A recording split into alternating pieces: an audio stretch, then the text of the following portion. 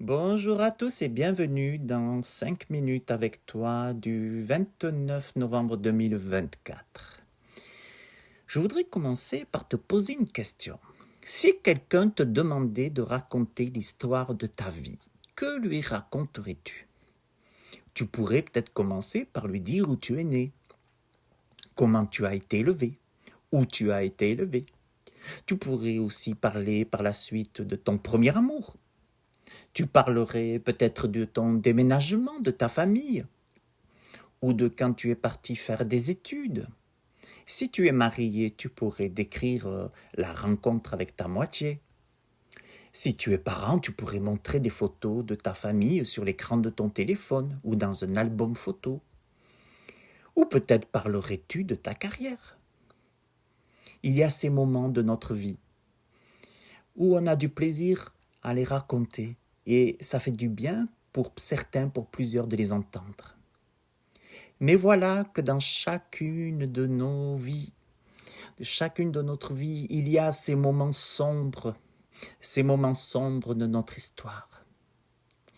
Peut-être que tu as fini à un endroit que tu n'as jamais souhaité finir, tu n'as jamais souhaité aller. Tu ne voulais pas déraper certainement dans ta vie, dans des chemins, mais voilà que c'est arrivé, tu as dérapé. Tu as pris des décisions qui t'ont mené bien plus loin que tu n'as jamais souhaité aller. Tu as fait des choses qui t'ont coûté plus cher que tu n'aurais jamais pensé payer. Tu as blessé des gens. Tu as compromis tes valeurs. Tu n'as pas tenu ta parole. Tu as fait des choses que tu penses ne pas pouvoir défaire. Mais j'aimerais te dire de ne pas rester sur un échec. Là où le péché a abondé, la grâce a surabondé. Et puis je vais te dire quelque chose. Ton histoire n'est pas terminée. Il n'est pas trop tard pour changer l'histoire que tu raconteras un jour. Tant que tu es vivant, tu continues à écrire les jours de ton histoire. Il n'est pas trop tard pour changer l'histoire que tu raconteras un jour. Quoi que tu aies fait ou que tu n'aies pas fait, ton futur n'est pas encore écrit. Tu as encore des victoires à remporter. Tu as encore des amis à rencontrer.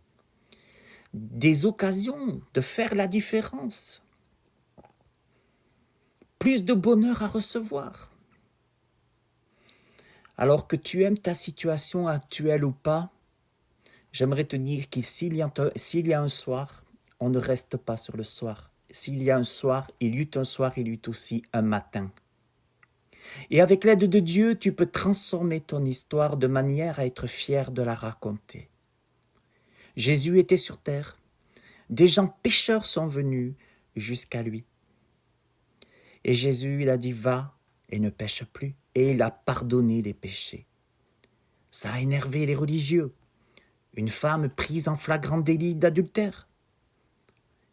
Mais voilà que Jésus pardonne. Voici un moyen de modifier ton histoire. Commence quelque chose de nouveau que tu n'as peut-être jamais expérimenté. Ce que Jésus a appelé la nouvelle naissance. Si un homme ne naît d'eau et d'esprit, il ne peut entrer dans le royaume de Dieu. Et Jésus a invité chacun et chacune qui se reconnaissait pécheur à se tourner vers lui pour pardonner ses péchés, pour ne pas rester dans la déprime, pour ne pas finir dans le suicide. Voilà, Jésus accueille celui qui vient à lui, pardonne les péchés, et plus que ça, il nous purifie et il s'en souvient plus. Il nous propose un matin, et ce matin, c'est la nouvelle naissance d'eau et d'esprit. L'apôtre Paul a dit, si quelqu'un est en Christ, il est une nouvelle création. Les choses anciennes sont passées, voici toutes choses sont devenues nouvelles. J'aimerais juste te dire aujourd'hui, pour conclure, que ce n'est pas fini. Et quelqu'un va te demander peut-être prochainement de raconter l'histoire de ta vie. Tu peux la raconter. Tu peux la raconter en disant aussi ce que Dieu a fait pour toi. Il y eut un soir, ne l'oublie jamais, et il y eut un matin. Voilà ce que je voulais vous dire et ce que je voulais te dire à toi personnellement. Que le Seigneur te bénisse et à la prochaine.